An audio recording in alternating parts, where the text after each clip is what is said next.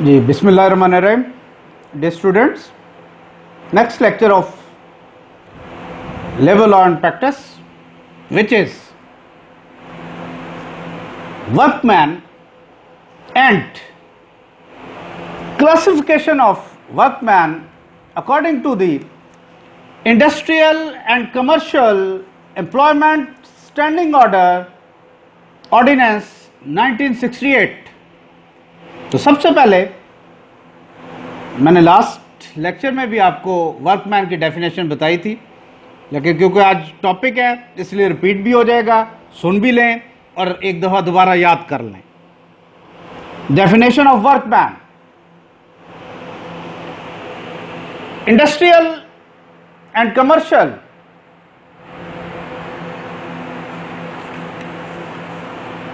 Employment standing order ordinance 1968 के मुताबिक workman की definition: workman means any person employed in any industry or commercial establishment to do any skilled or unskilled manual or clerical work for hire or reward. ऐसा बंदा जो कि किसी industrial या commercial establishment में काम करे, उसके पास कोई हायर और फायर की अथॉरिटी ना हो, मैनुअल काम कर रहा हो या क्लरिकल काम कर रहा हो और तनख्वाहदार बंदा हो, तनख्वाह के अगेंस्ट काम कर रहा हो, ऐसे शख्स को हम वर्कमैन की डेफिनेशन में फॉल करते हैं। बहुत सारे केस लॉ हैं, वो जब हम लेक्चर डिस्कस कर रहे होंगे फिर मैं आपके साथ वर्कमैन के जो केस लॉज हैं, अदालती फैसले हैं सुप्रीम कोर्ट के, वो भी मैं आपके साथ शेयर करूंगा लेक्चर वाले दिन डिस्कशन रूम में। तो एक बात बड़ी क्लियर मैं आपको कह दूं कि डिस्कशन रूम में लाजमी आया करें और लेक्चर को गौर से सुने और अपने सवालात पहले से ही तैयार करके रखा करें। जैसे ही आपकी बारी आए, आपको अलाउ किया जाए, आप फौरन अपना सवाल पुट करें। नेक्स्ट जी, अब आते हैं classification of workman according to the Industrial and Commercial Employment Standing Order Ordinance 1968. There are 6 categories, there are 6 classifications of workman according to this law. Number 1 is permanent workman. Permanent workman, पहले पढ़ देता हूं फिर आपको आसान आसान अल्फाज में समझा दूंगा। A permanent workman is a workman who has been engaged on work of permanent nature, likely to last for more than 9 months and has satisfactory result, and also he has completed successfully his probation period of 3 months on this job or work in the industrial or commercial establishment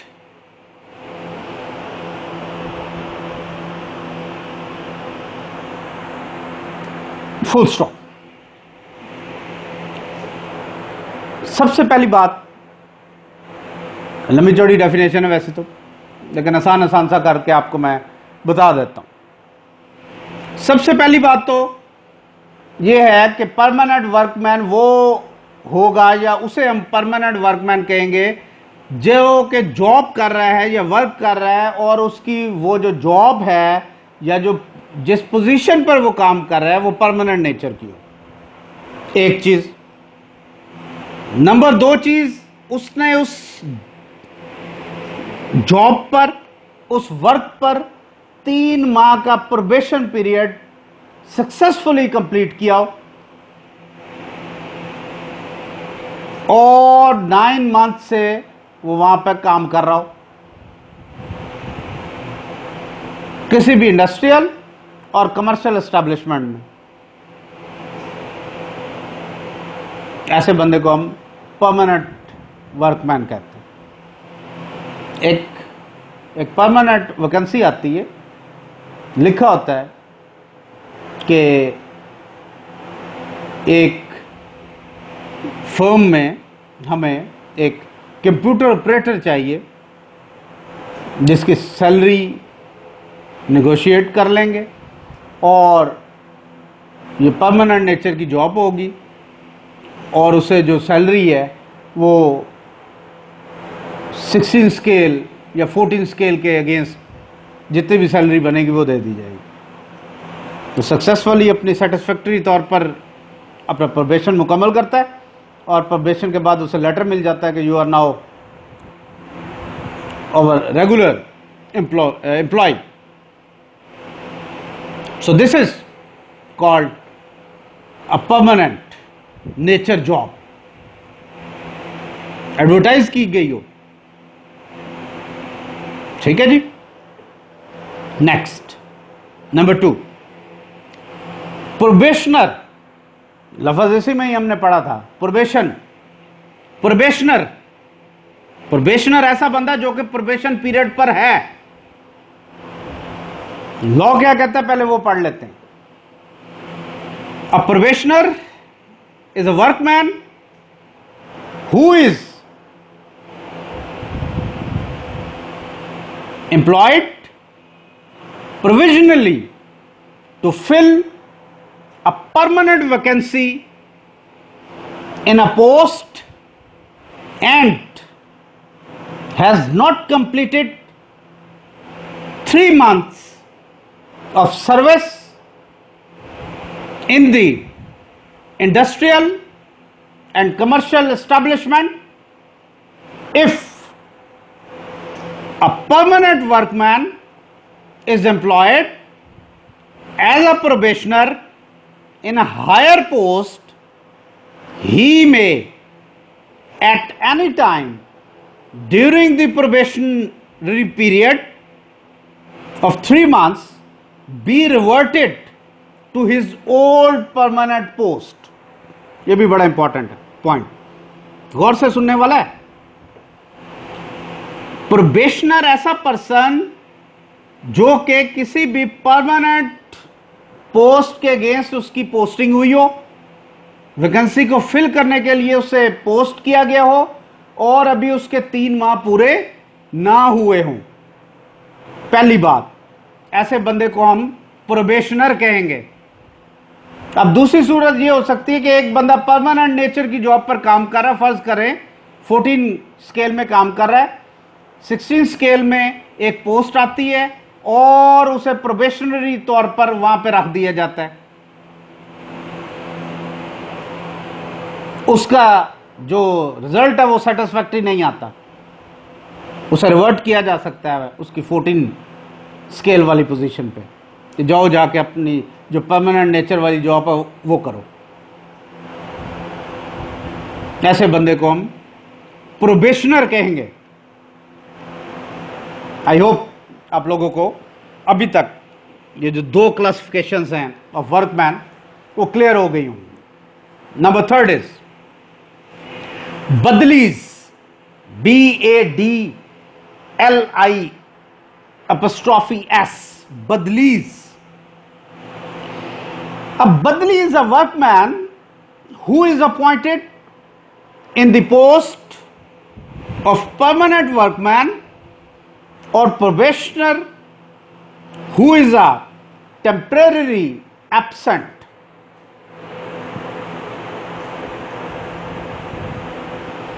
एक बंदा काम कर रहा है 14 grade में scale में, 16 grade वाला हज की छुट्टी पे चला जाता है 40 दिन के लिए। 16 स्केल वाला 40 दिन की छुट्टी हज पे चला जाता है, सीट खाली हो गई, एब्सेंट हो गया ना। तो उसके काम को संभालने के लिए अगर कोई बंदा अपॉइंट कर दिया जाए कि जब वो वापस आएगा आप अपने घर चले जाओगे या अपनी सीट पर दोबारा चले जाना,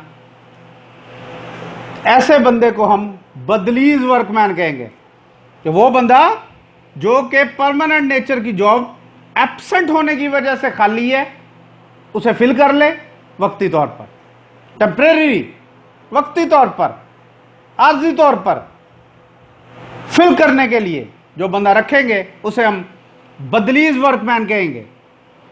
clear? Next, number 4, temporary workman. Temporary workman, a temporary workman is a workman who is engaged for work which is of an essentially temporary nature, like to be finished within a period not exceeding 9 months।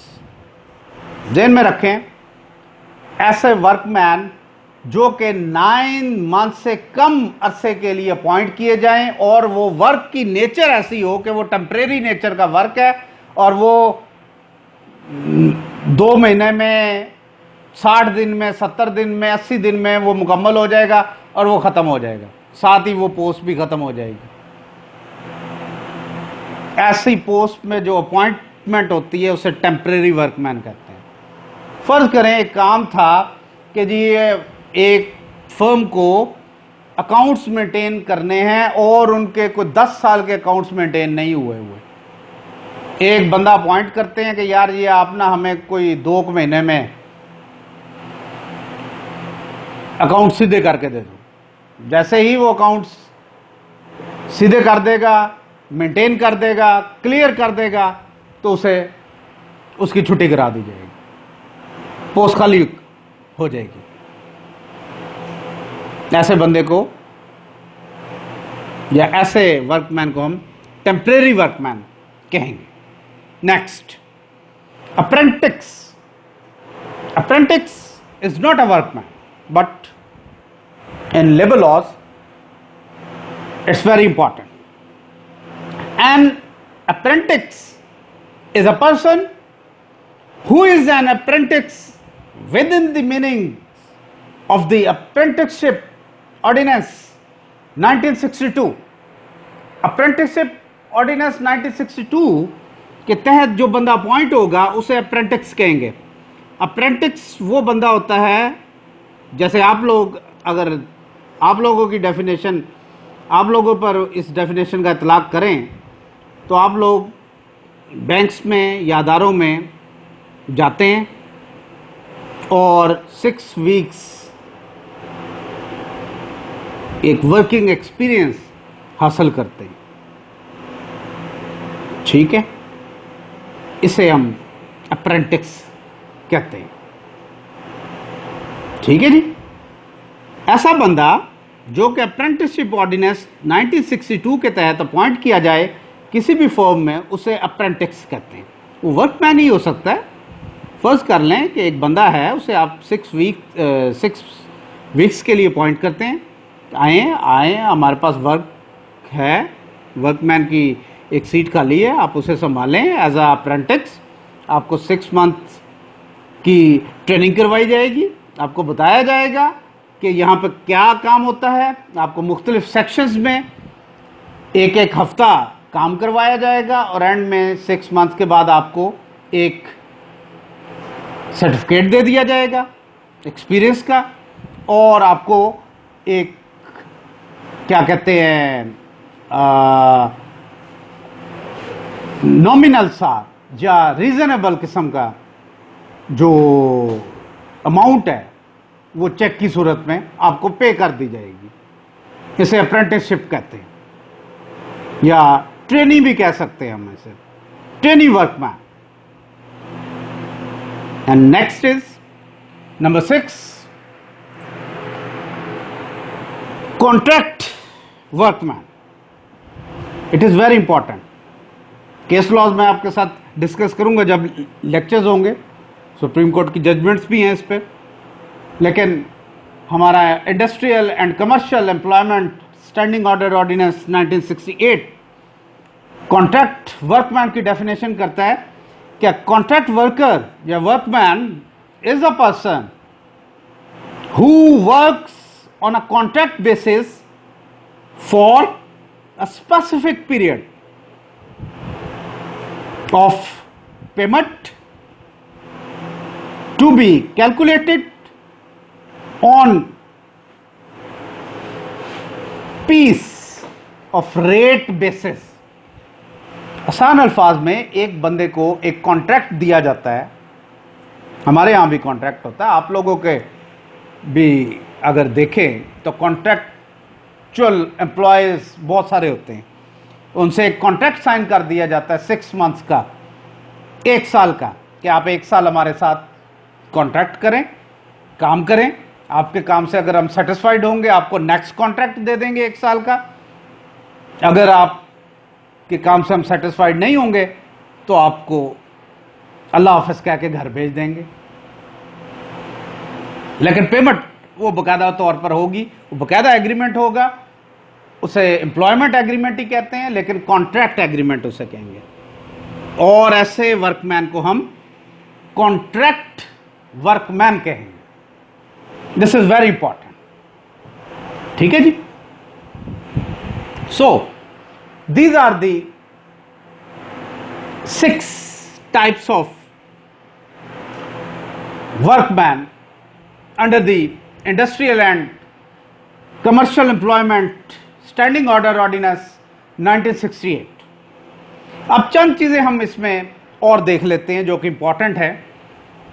Number 1 तो है terms and conditions, ये बड़ी important है। जो standing order का section 2A है उसमें बताया गया है, ये जरा गौर से सुनिएगा, every workman at the time of his appointment, transfer और promotion shall be given an order in writing showing the terms and conditions of his service।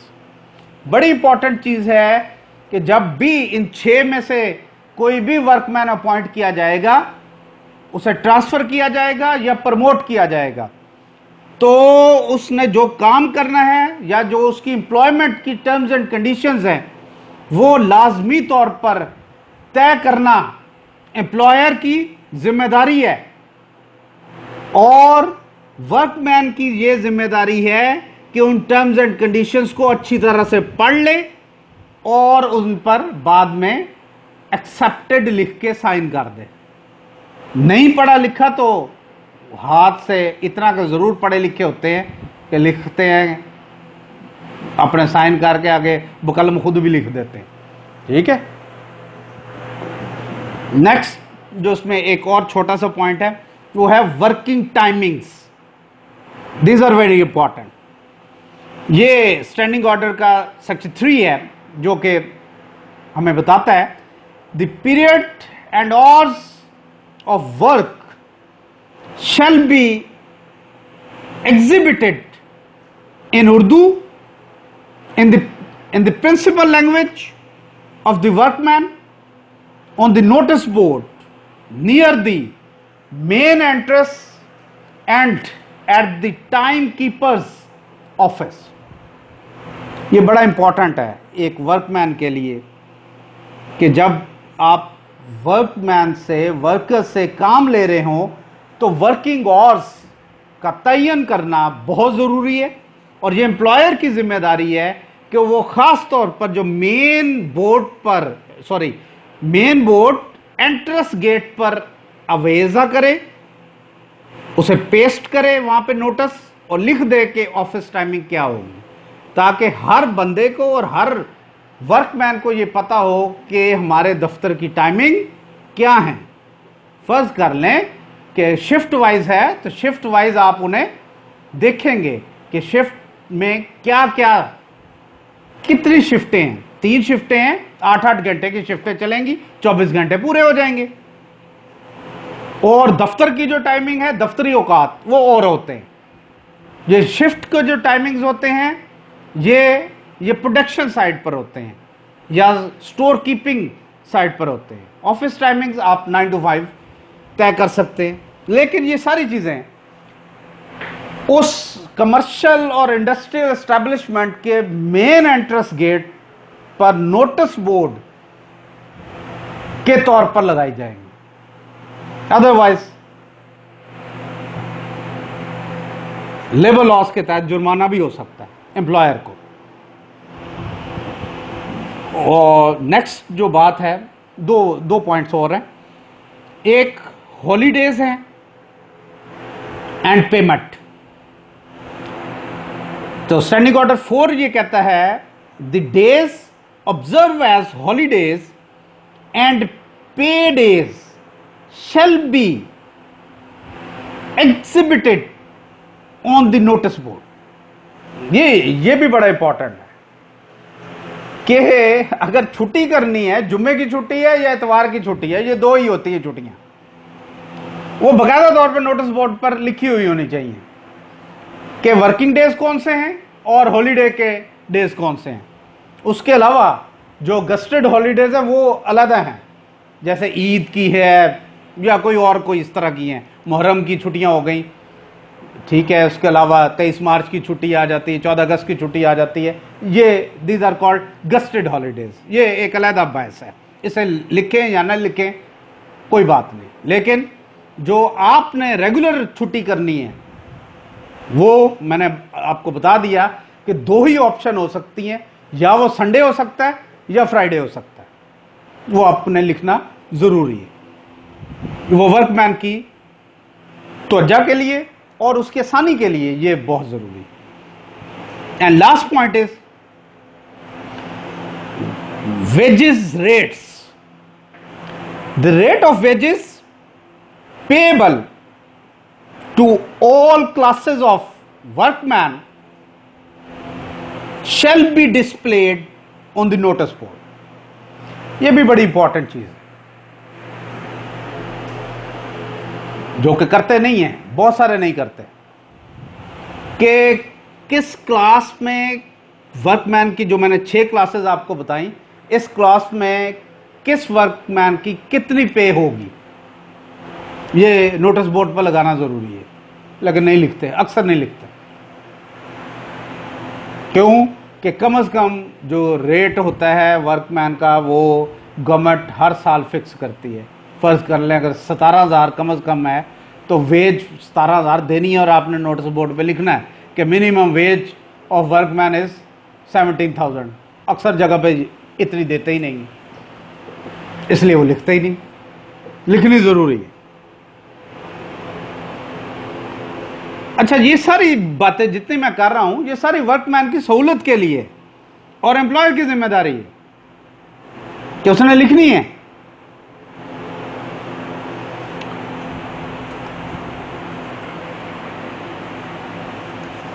Attendance, last thing is attendance. ये भी बड़ी इंपॉर्टेंट है कि workman के attendance के लिए register maintain करें। It is necessary that to maintain the register on the main entrance gate or time keeping office or any other place। ठीक है, बड़ा इंपॉर्टेंट है। लेबर लॉ में ये बहुत जरूरी चीज है कि एक वर्कमैन की अटेंडेंस होनी तो वहीं पर ही चाहिए जहां से वो एंटर हो रहा है, उस कमर्शियल और इंडस्ट्रियल एस्टेब्लिशमेंट में, वहां पर मेन एंट्रेंस गेट पर उसकी अटेंडेंस हो जानी चाहिए।